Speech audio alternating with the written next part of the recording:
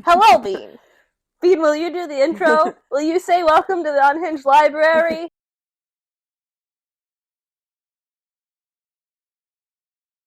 Do you like water? Drink your water. Drink your water. Be hydrated. Are you hydrated right now? I'm not.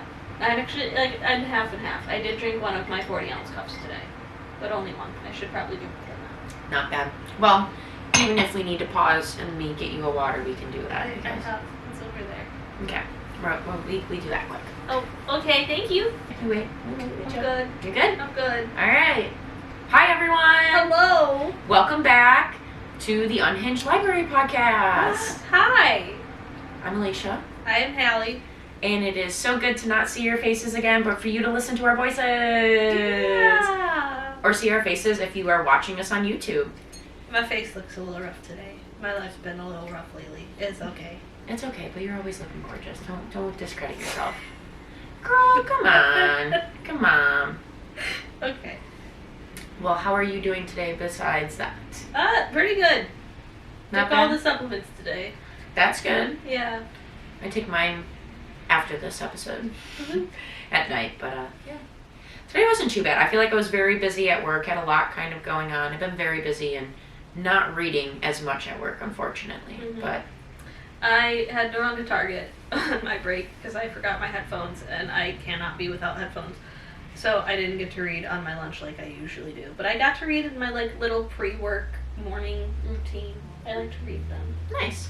I like doing it kind of when I'm at my desk, kind of doing paperwork and things like that. But Yeah. I just had a lot going on. How can you read while you're doing paperwork? I don't know. Girl.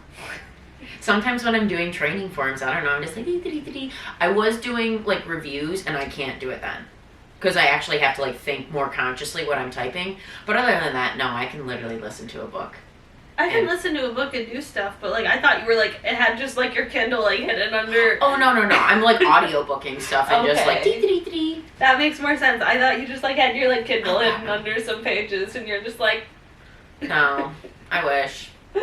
No. That's why I was like, how are you getting away with that? You know, people are at my desk all day, that would never happen. Exactly, that's why I know. Literally, I was one of them. I walk in and there's a posse at my desk every day. Yep. Shout out to my 3 Musketeers and Princess Peach. You know if it's you. But yeah, they're literally at my desk every morning. I walk in, I was like, oh, look at here, all my children. Yep. Oh, my little chickens, and yeah. Yep. That's all right. So what are you actually reading then right now? So I was reading A Touch of Golden Madness, which honestly, it's really fucking cool. I've heard a lot of good things about it. I've actually been seeing more on like Bookstagram about it. It is so cool because it's like, it's post-apocalyptic, so it's set in the year of 2025, but the apocalypse happened in 2023 between the two different kind of magic users. And like, I don't know, I'm loving how they set it up. Like it's given me really cool vibes. But I took a break from it because Onyx Storm came out and like I just don't want to miss. I don't want to spoil it for myself. So like you really only have like a 4-day window realistically to read that book before people start like putting shit up about it. Yeah.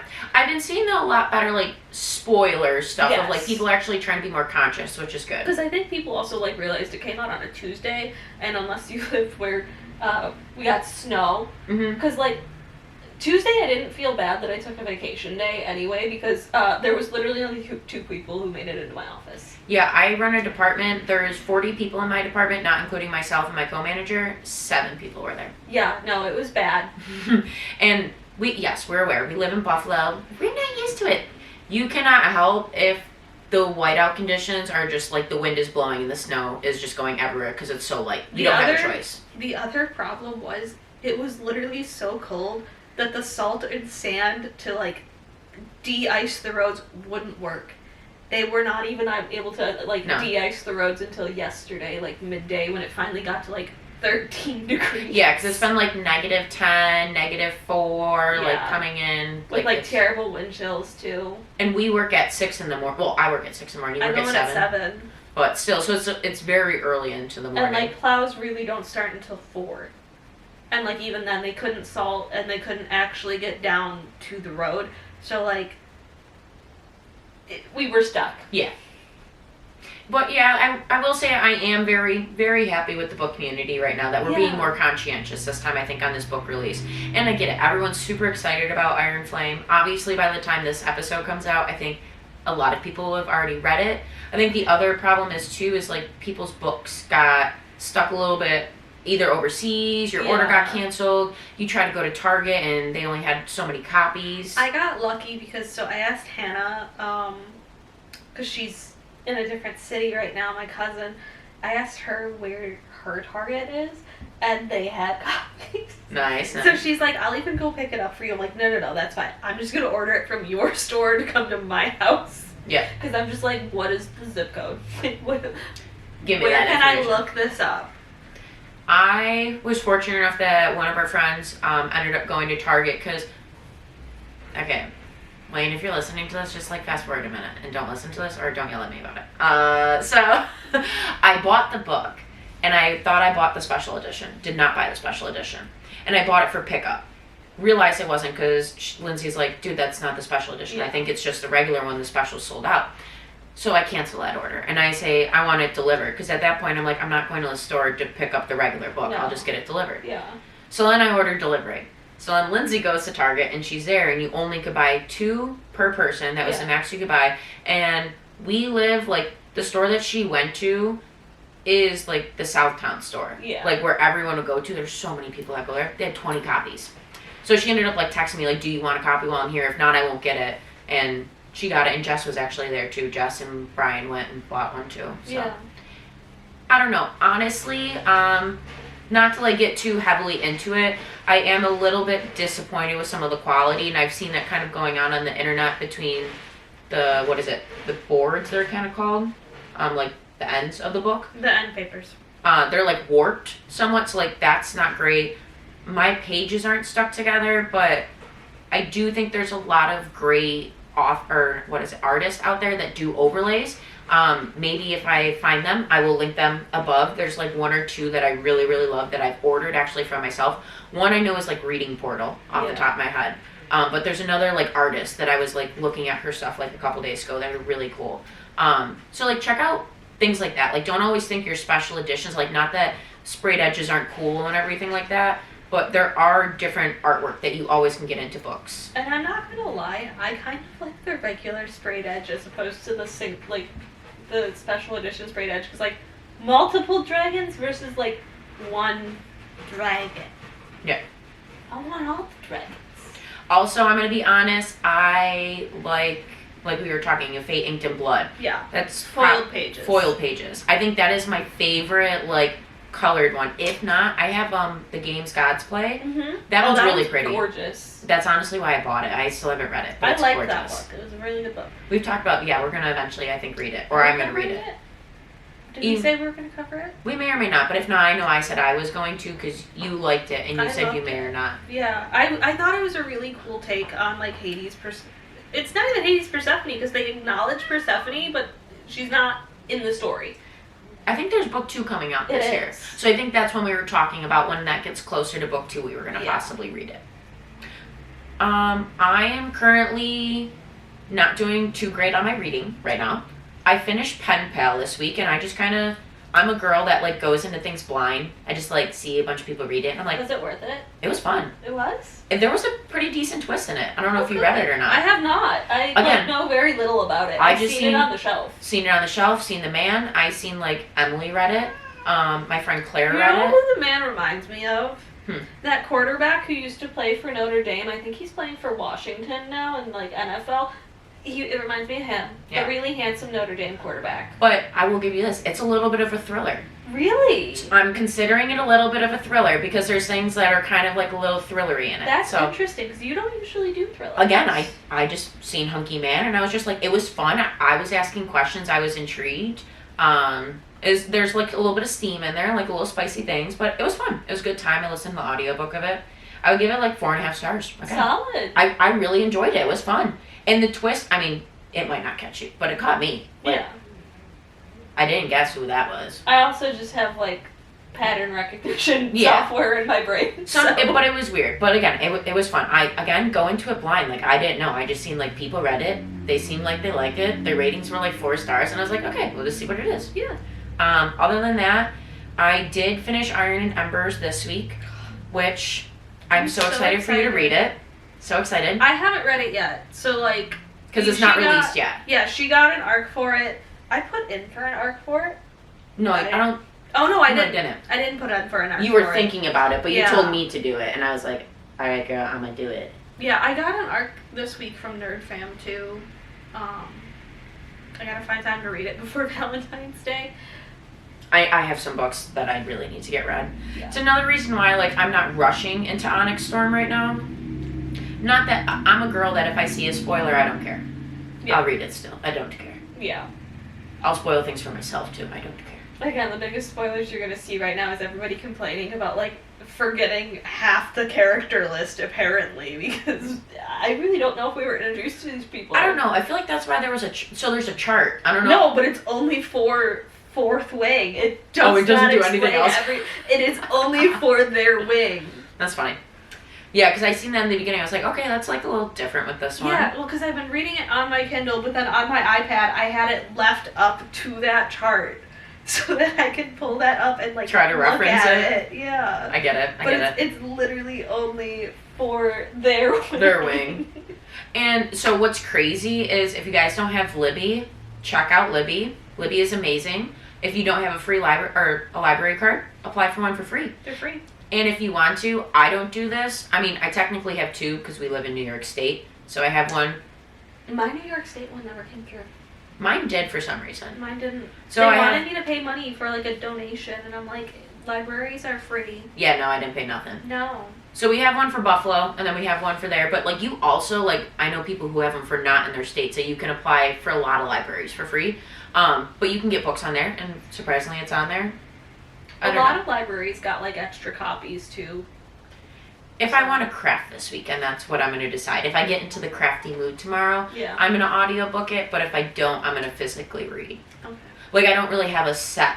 It's going to be, like, again, on my mood. I'm a very Yeah. moody kind of vibey You person don't, lately. but you don't mood read a lot. Like, you don't jump books a lot. No, it's just, like, more of, like, how I want to choose to read. See, I mood read. I will jump a few books. Like, Mhm. I'll have a few going that I can be like, I'm mad at you. I'm going to put you in the corner now. Sometimes if I do it by, like, genres. Like, I'll do, like, maybe a fantasy and then a romance. I try to keep them, like, not the same genre if I have multiple books at once. So, a little thing about me, I will physically get mad at books sometimes.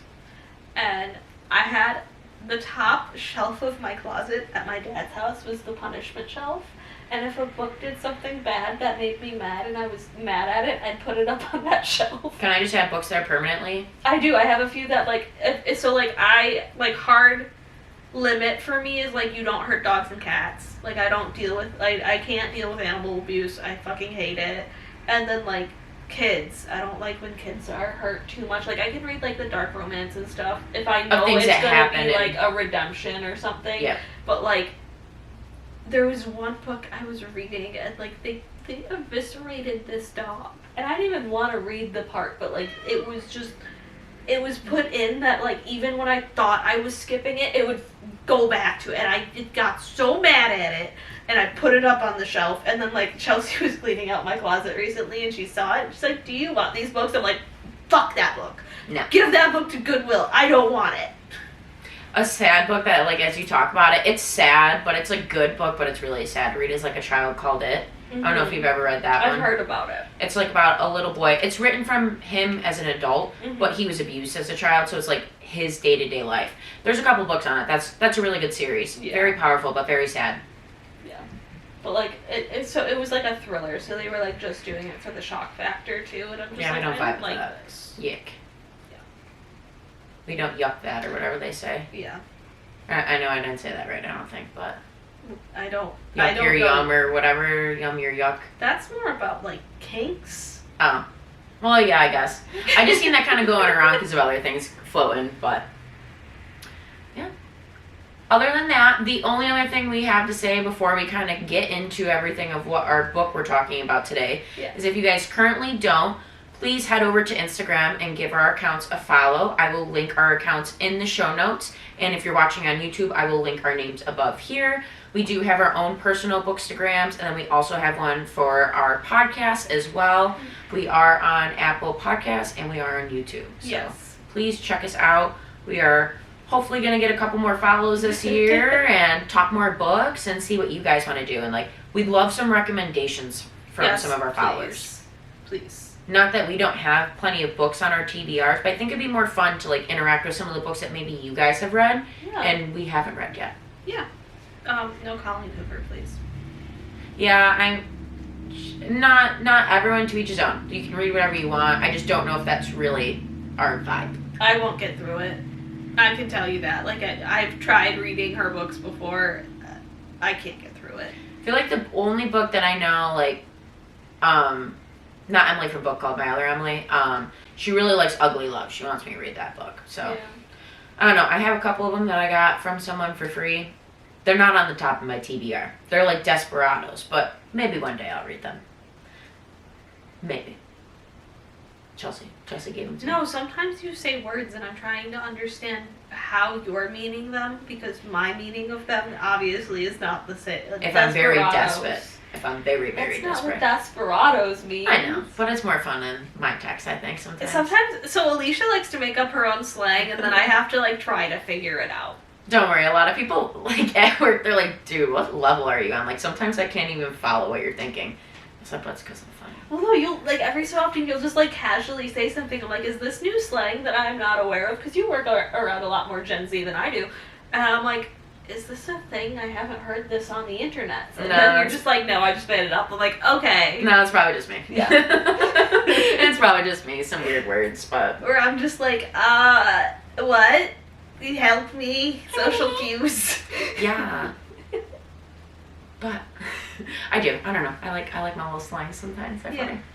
I like when you come up with stuff. I'm just like, oh, it's But an no. Alicia word. It's a Alicia word. Her little dictionary. Alright, so today's book that we are discussing is probably one of my new favorite book boyfriends this year. I love this man. You do. I've been telling everyone to read this book. Whether it is the audiobook or it is the physical book. I think both are great. And this is on Kindle Unlimited, correct? If I am not mistaken. So today's book of choice is going to be Quicksilver by Callie Hart. So I will come up here and see if I can get this to work. Bean. I'll kind of focus, kind of not, but it's a nice cover. We got like butterflies on here, and you'll kind of figure out the meaning throughout the book for that. So if you guys have not heard of Quicksilver, this is a romantasy book. Yes. Coming out, I think last year this came out. It came out by an indie. Like, she indie published it first, and then it got picked up a lot larger. This is the first time I'm noticing the tattoos on his hands on the cover. Because, like, I only, like, read it on, like, audiobook, so, yeah. Ooh, audiobook, chef's kiss, ladies. Yes, it is a very good audiobook. Very good audiobook. If you follow my bookstagram, you'll see, like, the one clip. I heard that, and I was like, we're going right now. I went right away for it. But, so the tropes, I would say, beans down there. Yeah. It's fine. Don't worry Because you about can't me. see her in the camera there. It's fine. You don't need to explain. Just let them think I'm being weird. They know I have ADHD. I'm gonna stim every so often. Just a little. Alright, our tropes. We have magic kind of going on into this book. A little bit like alchemy with that magic, Yeah, I would say. like the alchemy standpoint because you don't hear it too often. Like, I mean, No. we've read books with it, but it's us. But it's really actually, like, I feel like true alchemy, too, with this one. Yes. Not like how, like, some people, like, I feel like some books, and this isn't me, like, shitting on any book series of it. Like, similar to, like, how I'll say, like, Harry Potter. I think some people will say, like, oh, that's kind of alchemy of some things that they do, but it's more magic to me of what they're doing in that. Like, they're not actually doing, like, alchemy. But alchemy, they do in this book. I would say we got a shadow daddy, another shadow daddy. We have a warrior female main character. She's kind of... I like her in the beginning. She loses me towards the middle. Kind of redeems herself towards the end of me, but, like... Ebbs and flows. Yeah. Touch Her and Die. It's another one, kind of. I give that 5. That kind of comes later in it. I would say like 65 to 75% of the way through, somewhere in there. I feel like he's just possessive. I don't necessarily know if it's touch her and die. The only Because, one like, he does let people around her, but then he's just possessive about it. I think it's when I say that, like, because of Malcolm. Like, that Yeah. interaction with that. Of, like, That he one's can't fair. have her. And then how they were talking about how the king. Yeah. Of, like, that reaction. Yeah. It's the only reason why I say that. But Because, either like, way. when I think touch her, I die, I think, like, he's literally gonna kill everybody. Like, even his friends. He'd just be like, don't do that. I'm thinking about another book. Sorry, I can't talk about it. I was like, oh, he Let really, me get there. I really... I know you're talking about Iron and Embers. I know, I'm sorry. Focusing. It'll literally be out in like I a know. few days. No, there's again, it's just the touch and die vibe of that one. Yeah. But not just talking about Iron and Embers because I am obsessed with it currently. We'll talk about it soon. I apologize, everyone. That book will be out by this time this comes out. Hopefully you've read it. But I would say if you like books like ACOTAR, this a little similar vibes of like the writing style of like the audience that you're looking for ACOTAR for it. The names feel very like they would fit in there too. Yeah, because there's Fae in this world, and then you got, because you have the human world in ACOTAR, and then you have the Fae world, and it's kind of the same for this world. Like, you have a human world and you have a Fae world. This one has portals, and I think portals are cool. Yeah, portals are cool. Very much so, like, When the Moon Hatched as well. If you liked that book, like, this one it still gives me, like, very heavy When the Moon Hatched vibes, which I love that book. So it doesn't bother me at all. Mm-hmm. But, like, very much so. I love that book very much. I actually bought that book I did one of those, like, little chains where you send a free book to someone, and I bought that book, and hopefully maybe she's here. Hey, girl, hey. If not, that's okay too. But yeah, so hopefully she likes that book. Blood and Steel. That's the original book series by Helen that has Iron and Embers after it. Yeah. We love that. We are huge on that series. We will not stop talking about that series. It is a My Kindle Unlimited series. Sister-in-law does not usually read romantasy or like fantasy really at all, or romance really at all. Mhm. I got her to try it, and she is obsessed. Like, she has tried reading other books at this point and cannot get into them because she just wants Iron and Embers. She'll be happy. Yeah. And also something cool about Iron and Embers, and I promise I'll stop talking about it this episode, is the whole series comes out In a hopefully year. this year. Yeah. No, All- it should be. All 2025, it all Yeah. should be out. So that's I pretty love cool. that. And then our other one that we kind of compared it to, what was that other series? So I got a little bit of From Blood and Ash vibes, not a ton. Like, if you hated that series, you're not gonna feel the same about this book. You will probably still enjoy this book, but like, I don't know, like the vibiness of it really like reminded me of that. Bean, please stop chewing on my water bottle. I have not read that series. We are planning on covering that series here. At least the first book, because that one is a beefy series, and we're gonna stop trying to do entire series on here. I feel like unless we're like absolutely obsessed with it, that's the only way we're really gonna do series.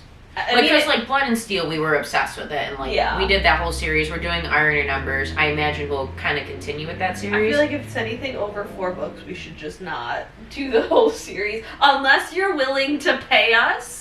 Or do you mind them? Like, do you want us to flop around too?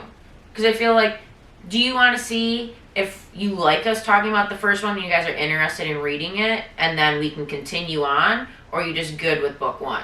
Well, we'll kind of figure it out. Because, like, maybe even with this, like, when book 2 comes out, we may or may not pull it out. I don't know. We'll kind of see. We'll see how we feel about it. A lot of times I feel like series lose me on the second book. Like, if second book's not good, I don't want to read the rest of the series. Depends on what kind of series it is. Because I'm like thinking of different series that are like flashing through my minds. Like romance series generally are following like a different character each book. So like I can get not liking one of them but still pushing through for it. But then sometimes I can get like you kind of know where it's going and you might not like the rest of the characters. Then I get like some fantasy books like it might be already ruined. Like you're already not liking where plot 2 goes. But I mean I've pushed through on that too. So like I don't know. It all depends. Depends on my vibe. Also depends on too I feel like sometimes I come back to a series. Yes. Like, I feel like maybe one day One day, not anytime soon. But maybe I'll give Powerless another chance one day. Again, not anytime soon. I don't have any intentions, but maybe. But in case you guys don't, check out Etsy. There's a lot of cool vendors out there. They have stamps. I have a stamp for myself. You have a stamp. She has like a loaded ink stamp. That one's pretty cool. Mine's like you stamp it and it's like a wooden stamp. But I need everything in one or I'm gonna lose it. and then they also have the embossers. I like the embossers too. Hand strength. Yeah. I can get for yours, yeah. I do, but don't like those because at least like they're not like inking the page, but depending. All right, so back to it. We were talking about what books these were like. Yeah, ratings. Okay. So, first off, I gave it 5-star on my initial read. Doing my little bit of a re-listen, and like I've had some time away from it. I still think it's a very, very good series. I will still give it 5 stars. It is not a Roman Empire for me. I do not compare everything back to this. To me, Blood and Steel still is more of a Roman Empire series to me than this book. Granted, this is a single book. So maybe when the rest comes out, I will change my mind. But also, I feel like we've read a lot of really good books close together, and that, like, certain ones are obviously going to overshadow. Yeah, and it's hard to enjoy another book sometimes so much when you loved another book and you're trying not to compare it to it, but you're comparing a little bit. Like, I am still so stuck on Wilder, and I think it's literally just because Wilder reminds me so much of Hunt, and everything keeps going back to Crescent City for me. And if you didn't know, that is her Roman Empire. It is one of mine. It's Hunt and Rowan. I feel like Hunt takes your number one though, and then Rowan. They're pretty close, but I feel like you are definitely like. Well, it's just because I've reread it so much, and I feel like he really does not get enough. He does not get enough recognition, guys. He doesn't. I almost wore my Room shirt today. That's fine. I am a Room girly. I love Room too. I like Hunt. Don't get me wrong. People didn't give him enough respect. I gotta eventually reread her, but she's chunky. She is. She's a chunky girl. She's thick. And like, not that I don't love a 500-page book. Don't get me wrong. It's even more than 500 pages. It's almost 1,000 pages. Now, I read this book twice. I did, I think I did a Kindle read first, was my first one, and then I did the audiobook afterwards. I thought you did audiobook and then Kindle, because Maybe you wanted it to be your first read of the year. Yeah, I know it was one of the two. Mine and flipped. Yeah, I think I did the audiobook. Both times, I really liked the audiobook. Audiobook, 6 stars. Audiobook was amazing. Like, perfect narrators, very nicely read, and like, usually I'm picky on accents, because like, some people really shouldn't be doing accents. Loved the accents. I like the style of this too. I've done a dramatic audiobook recently. Wasn't a huge fan. I don't like graphic audios. I like this one where I consider it like a duet audio, where it's written in first point of view of like Saris, and then he says his line still in like a male's voice. So like I like that style of this audiobook. The book reading itself too, I would give it 5 stars. I really like it. I don't think it's like you say like a Roman Empire. Do I think about Kingfisher? Yeah, because I think like he has a lot of like fun banter, and I love banter. I do enjoy angst. that. Yeah. I know like the banter was a little bit much sometimes for you for it. Because I feel like it didn't progress, and like it in the plot. High build up, kind of plateaued, down. Like not down as in bad, but like yeah. Again, like it went up and then. Yeah, and me, I love banter. I think it's just because I love enemies to lovers. If I had to pick one trope for the rest of my life, that's probably what I'm going to pick. But again, like I could see what she's saying too. Of like it was a lot for it, but I did. I really love this book. The middle of the book was literally just like all banter and like a few plot points to lead to the end. Yeah, like there was a couple things with them, like what was going on of that kind of stuff. Yeah. So yeah, let's get into this brief synopsis. So I'm going to try not to read this too much from our little mini script here because we're trying to get more structured in case you didn't know. But here we go. So Saris Fane is one of 2 siblings, and she's the older sibling for it, and she has a younger brother. Don't really have great opinions about the younger brother, in case you can't tell by Hallie's. It's less of a younger brother and more like a son that's not actually her son. Because her parents aren't around, so like she feels responsible for him. Her makes dad bad decisions. bad decisions. He likes to gamble, and metal is very valuable in their world. It is And like water. Do you want this? Yes. So yeah, they take like water pills because they live in a desert, and this is into the human world for it. Yeah, Water pills? they have like, or it's not like water. It's like a water thing, or I thought they just had water rations and they had to carry around. maybe that's like. I guess I determined like the water pills as like the water rations, whatever. It's like a pill, but either way, they have water that they carry around. Very high in commodity. It's hard to get those. Hard to get metal. Ceres is about to get arrested by one of the Queen's guards, and she ends up getting a gauntlet. Yep. From the guard, and gets out of the guard's clutches, and he screams to come back. Obviously, she's like, peace, and runs away. She goes to see her brother and try to get him out of trouble because he's constantly in trouble. And what does he do? He's like, thanks, sis. I'm going to go try to pawn this and get in more trouble. So he ends up getting caught because he's dumb. Sorry, Hayden, not sorry. He's dumb. He gets That caught. name. I don't know. And Ceres ends up coming to the rescue because that's what she does for her family, it seems like. Comes in, convinces the guard it was her, and the guard takes her in and brings her to the queen, who is rightfully pissed. And she knows something is different with Ceres, and she wants to know where she received her training, because Ceres ends up killing, I think, like 3 guards in this process. I'm just gonna. Okay, I was like, I can put it back if you'd like. I appreciate you. Yeah, thank you. So she ends up killing 3 guards. The queen wants to know, how are you so talented? How can you take down my guards? I'm so, like, talented in teaching my men how to fight. Ceres obviously doesn't break, and the queen wants to kill her and torture and make her die. She tells her guard. The queen wanted to do that either way. She's like, I don't think it was like, how did you do it? I think it was like, how the fuck did you do it? Yeah. She was pissed. Yeah. And she's like this gorgeous, of course, like she's sus. As soon as they're described as like, yeah, she's immortal. They think she's human. She ain't human. We don't trust immortals. We don't trust that.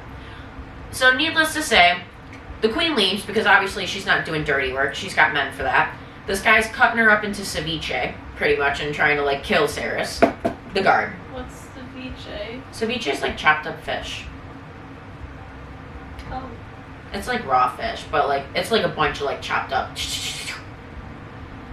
You never heard that saying before? That one's not me. Like that's an old. I know that. I know it's a cooking thing, but I've never. Yeah. I don't eat these things. Me neither. I did not grow up worldly. I just watched Chopped a lot. We didn't. I only liked it. I mean, I just watch what I want, but I liked Chopped growing I up. watched The Bone Collector. Yeah, I didn't watch that. It's a hunting show. No, I'm trying to think of like Bones. I'm like, I watched that a little bit, but Bones anyway. was good. I'm sorry. Back on track. So, Ceres is getting like downstairs, and for some reason she's getting called to this sword, and it's kind of like a sword in the stone moment for all my Disney girlies out there. And she goes and pulls the sword out of the stone, which no one has really been able to do, and she's not supposed to do it, and she awakens something. She doesn't know what she's awakening when she does this, but she awakens something.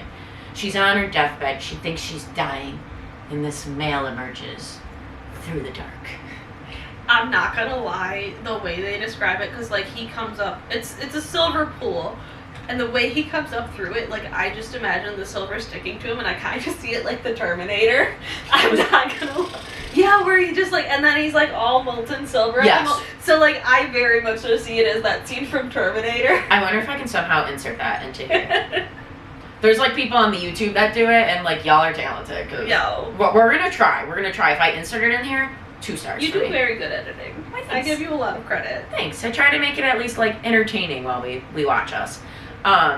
So he comes to the Quicksilver, ends up grabbing Ceres, and takes her back with him. And he puts this necklace onto her. They go through the puddle, and this man is gone. She is then awoken, and she meets this nice girl who seems to want to take care of her. She goes in front of the king of this land.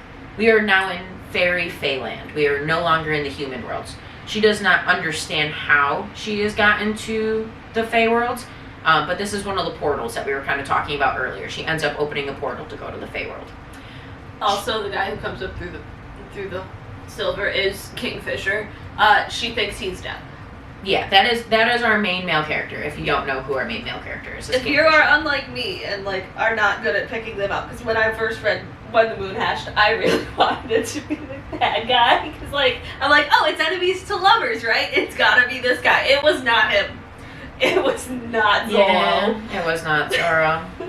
That's who we really thought it was. I really thought, like, when I first read it, because I'm like, oh, it's enemies to lover, it's gonna be Zoro. him. No, he's just poor the bad Zoro. guy. Not really. So she ends up kind of going in front of the king, and the king's like, how did you awaken the Quicksilver? And she has no idea what he's talking about. Not Kingfisher. His name is deceiving. It's like King Barian or... Yes, but the fact that the main guy's name is Kingfisher, I literally thought he was the king. I don't think that's his name. You don't think Kingfisher is his name? I think it... We'll get into that after with the synopsis, and then I'll tell you that. Before we get too distracted on it, because I want to get through the synopsis of it. The general plot line of what's kind of happening. Bunker in and stop interrupting you.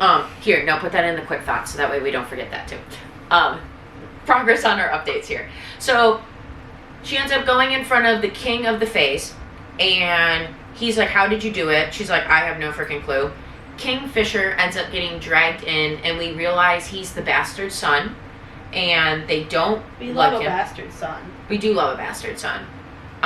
We don't really like King, obviously, and he's got something living inside of him that kind of seems to, like, be making him crazy, but we don't know what's up with that. I thought we did because, like, it's very clearly... In his eye, I don't know, he's like half mad because they drag him in and they call him dog. And like when they put the necklace on him. I think that too. And that was actually a blip to me. Like, I remember that, but I think it was like not overlooked, but like, are they just doing that because like he's the bastard child? I don't know, I think like because of his father, like the actual king sent his father away and tried blaming his father for everything. So I think he knows that Kingfisher wants to expose him for that eventually. Yeah. But, like, again, like, just having read other series with the bastard kid, like, they don't get treated well. Because, like, One Dark Window, he wasn't a bastard. He was just, like, the last born boy. He didn't get treated well. I really want you to read To Bleed a Kingdom, and the audiobook just came out. The audiobook was actually very nice for it. I really liked it. I had an arc for the audio. Loved it. The main guy in that is also a bastard-born son. And, like, it does acknowledge, like, he has a higher ranking position, but he's still treated, like, very poorly by the royals. Yeah. And, like, I don't know. I just, like, kind of come to expect bastard-born children to be treated poorly. Treated poorly and be the Which leader I of the don't rebellion. like. I don't agree with it. No. But, like... I'd rather see it reversed for like once. That'd be interesting. Right? It'd be fun. So yeah, needless to say, she meets with Kingfisher, kind of figures out his name, who he is, doesn't really know too much about him, and the King of the Fae wants her to learn more about the Fae lands and what the Quicksilver is. But it seems like Kingfisher has some details for her about her life and a little bit about the Quicksilver. She ends up making a blood bond with him, which obviously I think everyone knows, like, blood bond you can't get out of, and you have to follow it. Jeff loves screaming about blood oaths. Ew. Hate. No. I know, but that's every time. Everyone like, blood. You don't actually have to, like, mix blood for a blood oath. It's like you could literally just, like, bleed onto the ground. Yeah, that part's better, but, like, sometimes I feel like it's like I a think slicer. you're thinking of Blood Brothers, and Yeah. that's a little different. Well, if you watch, like, Outlander, and when they get married, they literally slice each other's hands and hold each other's hands with their blood on it. And Yeah, tie that's cloth around a it. little. That's a hand fasting. That's when they got married. But either That's way, like, what they do in marriage. It's a hand fasting I know, ceremony. but like blood, yikes. So they do a blood bond, and the agreement is Kingfisher will go get her stupid brother for her, and Fuck him. obviously you can tell we really don't like him.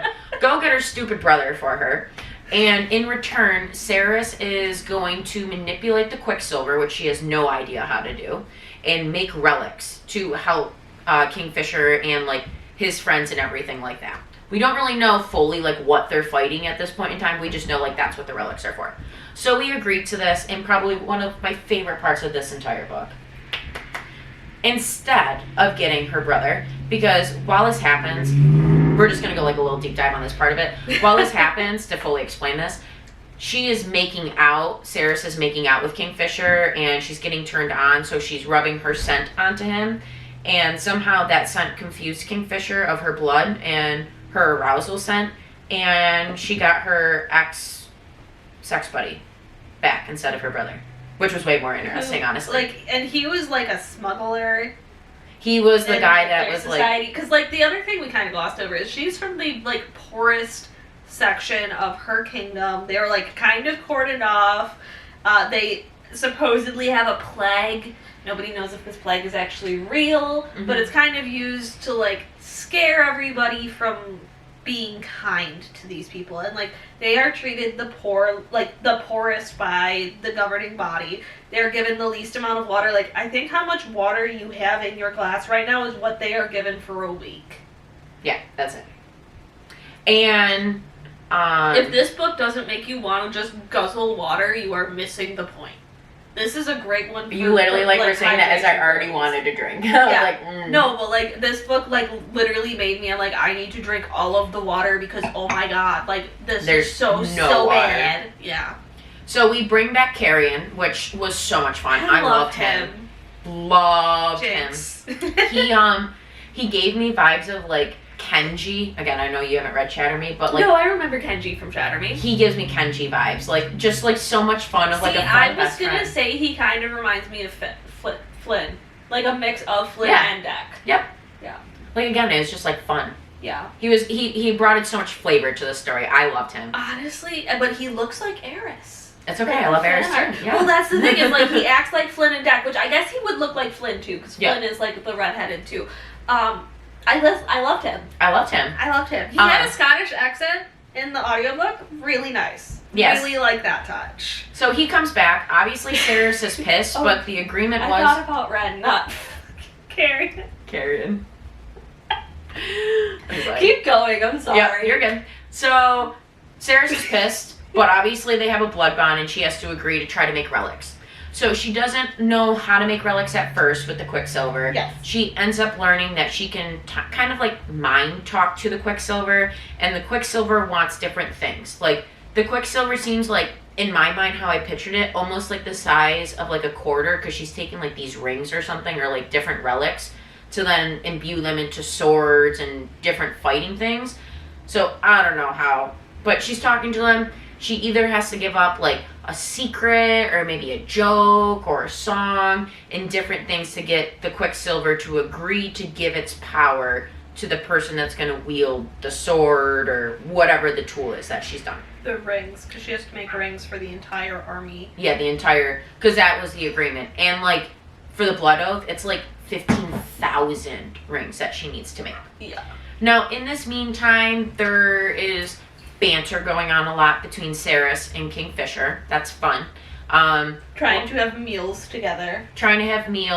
There's like some weird interactions where Sarris and Kingfisher touch, and not always like intimately. Like the one time he's having issues with seeing flashes and like hallucinations, almost terrible PTSD from something, and he can't talk about it. Nope, he's bound. And so she tries to console him, like rub his shoulders and rub that tension out. And even in that touch, and also when they're intimate, tattoos are traveling over to her body, but he keeps hiding them from her and not really explaining what they are, kind of. Like, he does, but he doesn't. Like, he's not elusive, but he's elusive. He hides the ones on her hands and arms, because he can't hide the bird on her chest. Yeah, that one has stayed there permanently. Yeah. But, like, the other ones, he kind of explains, like, oh, like, you basically have a month to decide if you want them or not. And he's just leaving it at them. Yep. He's not explaining anything. No. And, like, we are meeting other characters at this point. We have Ren, who I love. He's the one with the Scottish accent. That's his best friend. Yeah. And I kind of think he's in love with her sister. Yeah, I can see it. I think the two of them are going to end up together. And then we have our bard, as our warrior bard, as I like to call Lauren? him. Yeah.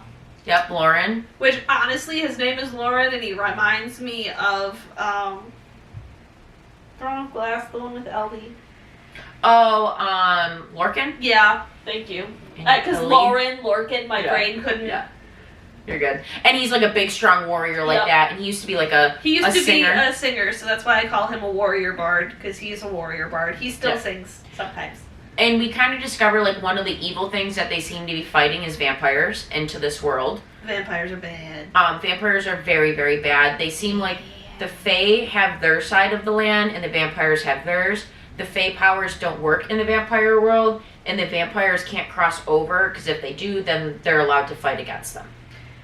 The other thing is that, like, it does bring up in the book a lot are the fangs.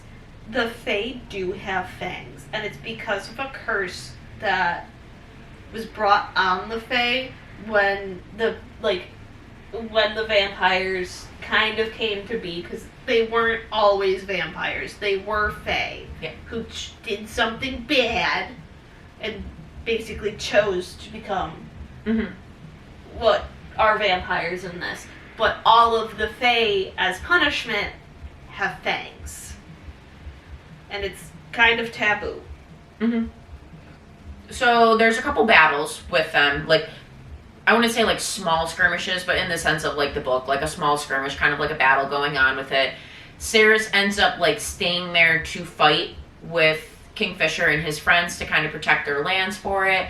And in that meantime, she talks to one of the healers a little bit around that, kind of afterwards, and figures out that those markings that she's getting when she's with Kingfisher is kind of like folklore. Battles with the vampires. Yeah. Battles with the vampires. Ceres is kind of staying. Oh, the healer. Yes, the healer. The healer. Okay. So the healer, we figure out that the markings, because Carrie's trying to hook up with her, and she's like, these markings are like, I love my husband. And they're kind of like what fairy tales are kind of saying what used to happen. So back in the day, according to the Fae fairy tales, they were gifted by the gods, these markings, between couples for it. So nowadays, couples will create those markings for themselves after a couple years and get tattooed on them, but they actually go and make that decision.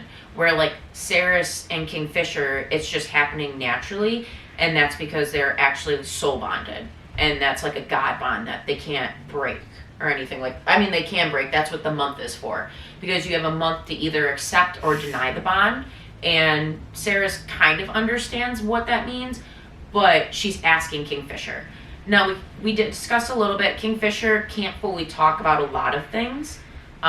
It seems like he has some type of block, or he's bound by something that is not allowing to him fully communicate for that. Yeah. There's a couple more battles. I don't want to give like the big cliffhanger away at the end for it, but I would say there's changes for Ceres going into book 2. I mean, there's some spoilers with that. Over that, because like, so in my re-listen, I got to a part that like, do we really not want to spoil it? Are we not going to talk about it? We'll talk about it out there. Okay. You and I. That's when we're going to talk. Because I have a theory now. For book 2? Yeah. Alright, well. And I may have evidence. I have receipts. We're not at the theories yet. We have to go over this other topic that you had on here. The Kingfishers. Do you remember what it was? The Kingfishers, you don't think it's his name. Oh, okay. So, they say that names are very important. So this is obviously spoilers after this, and it's my opinion for it. Call on me, teacher. Call on. Already? Yes. Okay. Okay, so, hello. I'm going to go after this. I love folklore, so I know a lot about Fae folklore. Because, like, I've read a lot of, like, actual Irish fairy tales where, like, a lot of the Fae folklore came from. And the thing with the Fae is, names are so fucking important. But in most folklore, Fae are evil. Fae are not good. We don't fuck with them. And it's not to be mean and it's not to be standoffish. Be very, very polite. Like, pretend you're talking to the queen. Pretend the queen is your grandma. And you have to host her. Like, that's how polite you gotta be. But you never give them your name.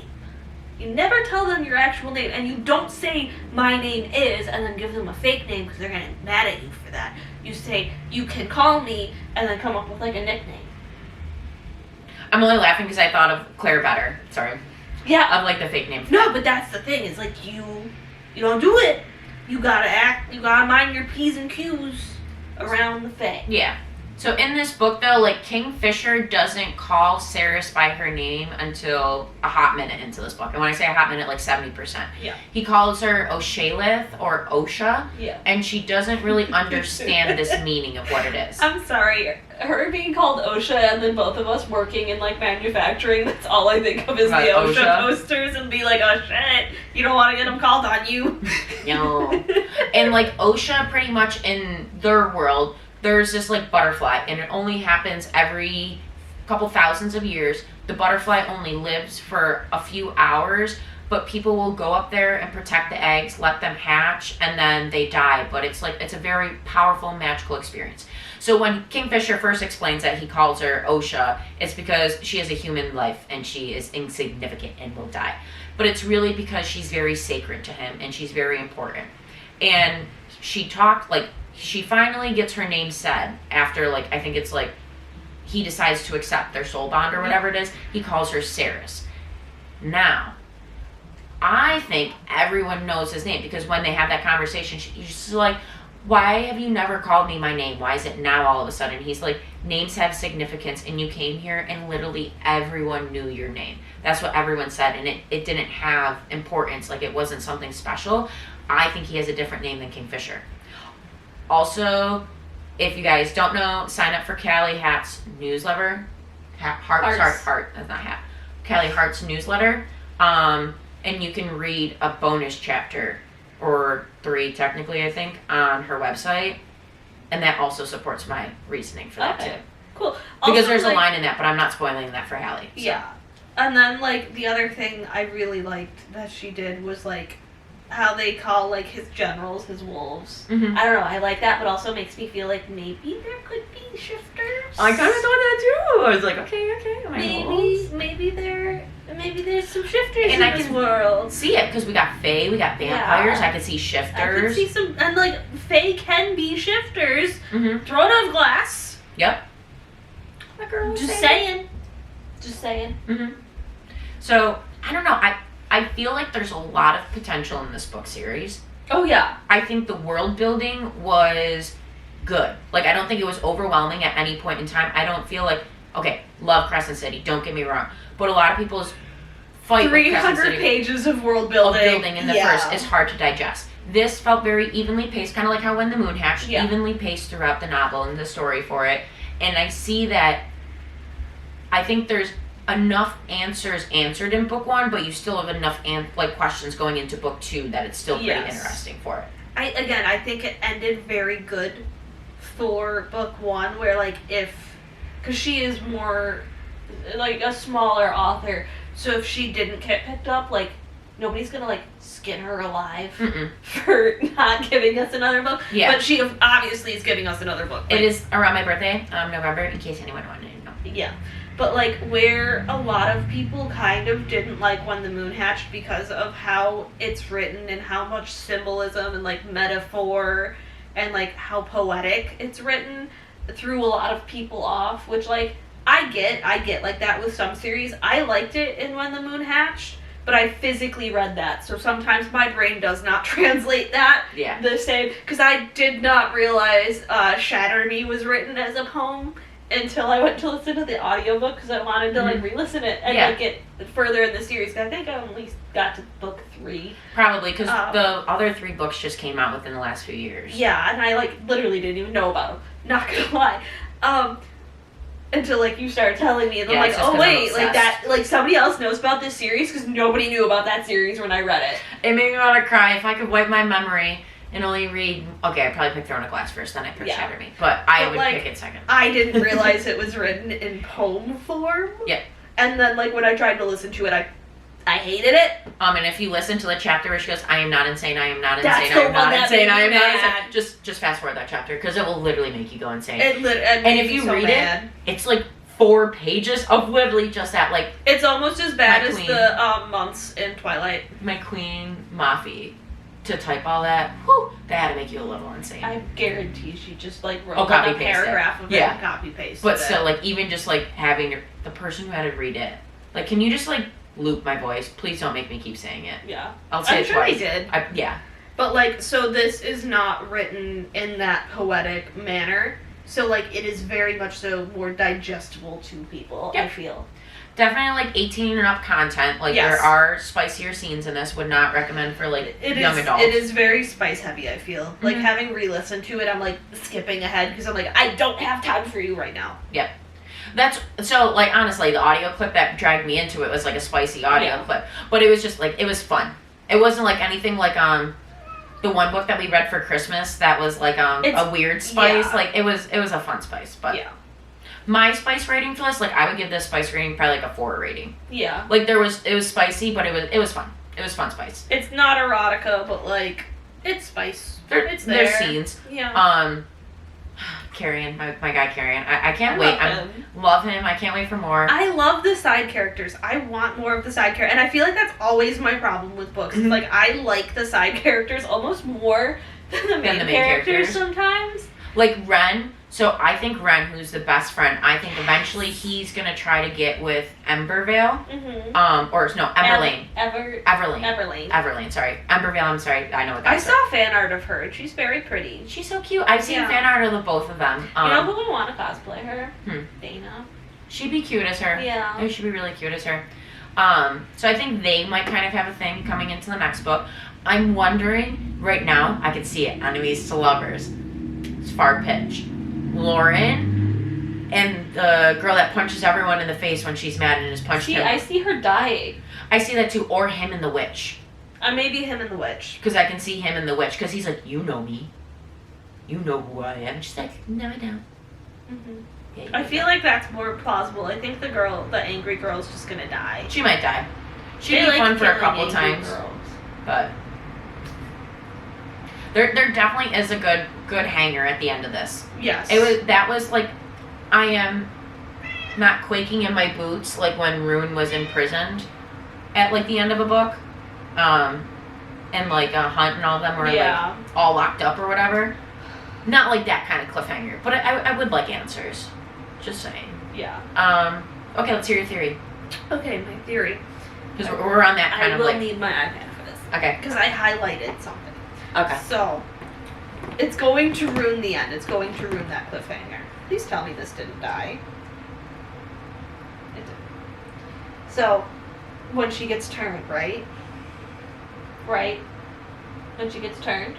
Okay, that part we're clipping out. When the ending happens. When the ending happens. It's gonna ruin it, because it's Okay, like so then specifically how about that. So how do we really this? Okay, we're gonna say proceed with caution. If you want to know Spoiler ahead.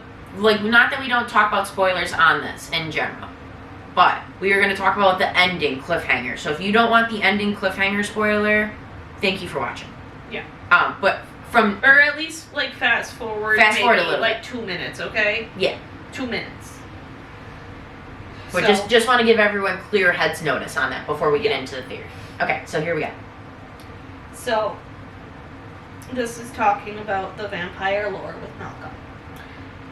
There were those like Malcolm who didn't want to age. They weren't content to make the most of the 1,000 years they had already been granted.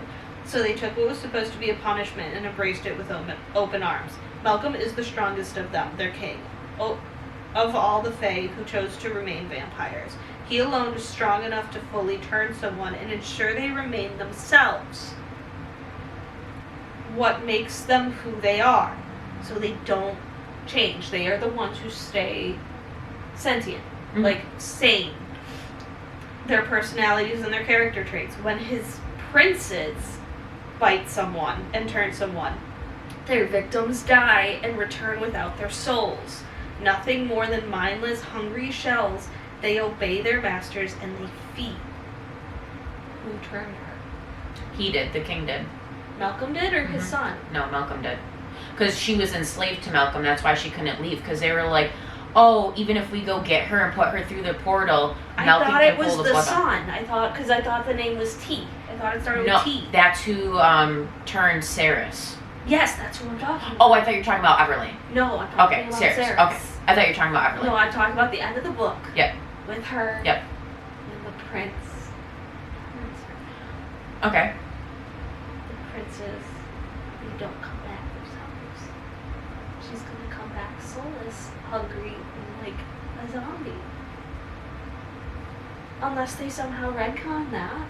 Because the only reason why I don't know if I agree with that is just because of, like, they have a conversation, her and that prince at the end of the book, and he kind of talks about, like, how he blocked it because it is traumatic, but if she wants to remember, he'll help. And he just seems very nice, and, like, he wanted to make sure she wanted that, and, like, kind of gave her will.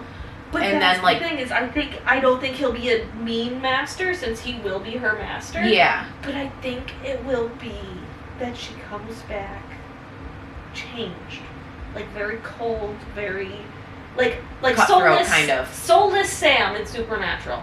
Yeah.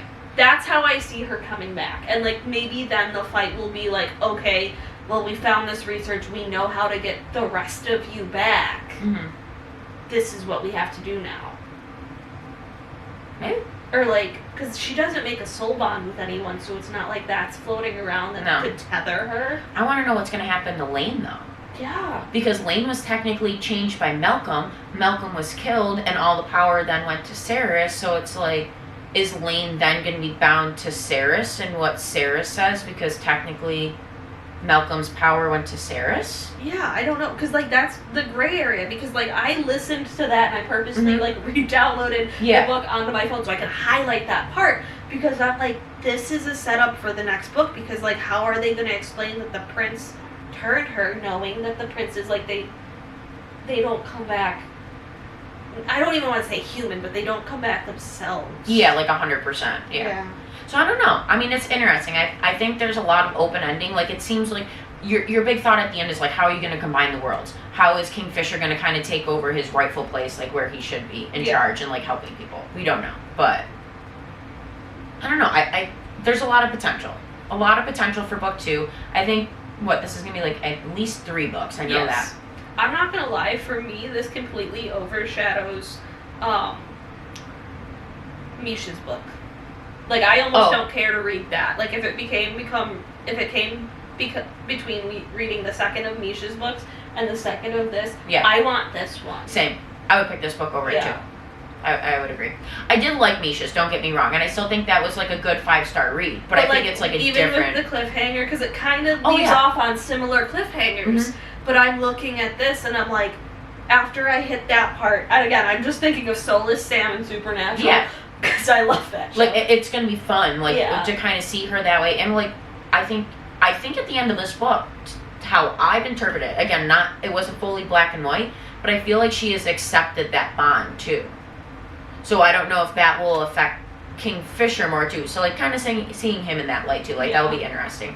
I feel like something that may or may not come with this book, I'd be interested to see if she changes it to, like, multiple point of view for the next one book. I would love that. Please and thank you. We just love multiple point of view, right? We love it. Gluttonous girlies, right? Yeah. But I need to know what everybody's thinking all of the time. But if that would happen, like Soulless Ceres, like, that'd be fun to see too. You'd see, like, Ceres and Kingfisher. Like, I'd like to see that. Or even, like, Ceres and maybe, like, Ren. Yeah. Or, like, like that. I don't know. It'd be fun. Yeah. Not everyone can do, like, a Throne of Glass third point of view, because that is Chef's Kiss written. Yeah. Such a good third point of view. But yeah. Yeah. This was fun. Honestly, if you guys have not read this, Kindle Unlimited, on Kindle Unlimited. It's on Audible. I know there's a lot of mixed feelings on it. At least to us, it's worth it. Mm-hmm. Again, the few people I've been recommending it to seem to, so far, really enjoy it. I mean, they generally like most of the books I like, so not that hard to figure it out. But I will link her information, Callie's information below. I will link the information of how to pre-order book 2 if possible. Generally, I try to include pre-orders for next books, if there are any, in our show notes as well, in case you guys don't look at those. This is a hard book to get a physical copy of, because she is a smaller author, so, like, she only just started getting traditionally published. So, if you find one, grab it. Yeah, be patient. Honestly, I really wanted a hardcover, because I'm a hardcover girly, but I suffice to paperback. And one day, when I bind enough other books to then trust myself doing this one, I want to make this a hardcover book. Not anytime soon. You want to bind so many big books, and I'm just like, this is... The only reason I want to bind them is because, like, this one, I couldn't find it in hardcover. I wanted it in hardcover, so now I want to make it a hardcover. Sometimes you just gotta wait for the order. You gotta order it online and wait for it to come out. Great. You can't... Again, I read this book, and I told my husband, I said, will you bring me to the bookstore, please? I need to go to the bookstore. Jeff has yet to go to a bookstore with me. He's just patient. But no, this one, I was like a crazy person. I was like, I know it's in this store. And then he's like looking on all of the shelves. He's like, how can you find it? I said, you guess. I said, because it could be romance. It's really not. I said, but it could be fantasy. It was in sci-fi fantasy. Yeah. I was like, you just gotta look everywhere. Because there's not like a romantasy section at Barnes & Noble, which is crazy.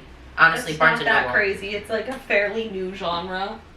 But it's like, it's half of book talk stuff. I'm like, That doesn't matter. It's not a recognized genre yet. I know, but you literally have like book talk areas that you'll be like, oh, book talk. But like, you don't have romantasy. That's like a big... Because it's not an actual genre. How do we get it as an actual genre? It's gotta exist longer than the, 4 or 5 years it's existed. When did Avatar first come out? Okay, that's fantasy. Avatar, though? It is considered fantasy. I consider that romantasy. I consider... Again, we have made up romantasy. Romantasy is not an established genre. Keep book tagging it, y'all. It's gonna become a genre. That's how you make it a genre. It's made up. It's made up. Well, guess what? As the saying goes, it's a bad bitch genre. That's an actual thing. That's not me making that up, too. So that could be like how... Genre has to get made somehow. No one used to do a day in the lives or like the outfit of the day.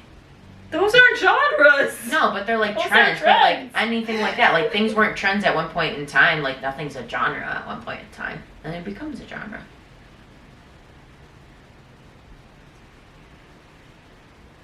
My brain can't handle this right now. Well, don't worry. We're at the end of this episode. We did good. Woohoo. So thank you all for hanging out. If you guys don't follow us, please give us a follow.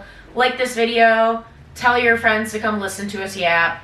Bean is featured on my Bookstagram if anybody else just wants pictures of Bean. Guess what? Mine are behind a paywall. No, I'm just kidding. They just don't always take pictures with me. Bean is literally always within 5 feet of me, so she's like 9 times out of 10 in the photo. But I also don't always just like, I'm too active when I read. I do a bunch of other crap. Like if you guys, I will have it posted by then. Whoa, settle down there, puppy. My little book money mailbox thingy majiggy. I don't know, I like crafting. Yeah. Chelsea has my paints because I have something I could paint for it, but Chelsea has my paints. Soon. Well, we're gonna go off and eat some snackies. You guys read more books, drink water. If this episode didn't make you want to drink water, I hope Don't this take was your your water sign. for granted. Yeah.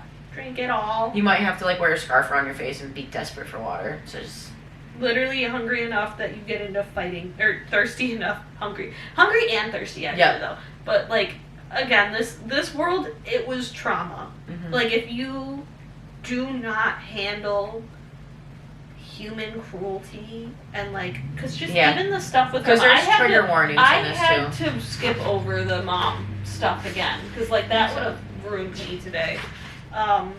So yeah, there is like some heavy topics covered, so just like be aware of that. Actually, I lied. There is no There's no trigger warnings. no, there's no trigger warnings. in We're this. telling you like nothing like horrible has. Her mom has a very tragic Her story. mom does have like a very sad, hard story, which I think there's value in it. But again, don't feel like you have to read something if it triggers you. Yeah, like Like- it's okay to skip over it. Yeah. I skipped over it in my listen today because like I knew it was gonna get. Yeah, like you knew what it was gonna Yeah. be, and like it is very sad. It's very descriptive. Great job on Callie. She did Yeah. a very good job on writing it. I really like her writing style. This makes me want to check her out more. It's my first book of hers, but I like it. Yep. Okay. Thanks, guys. Bye. Have a good day.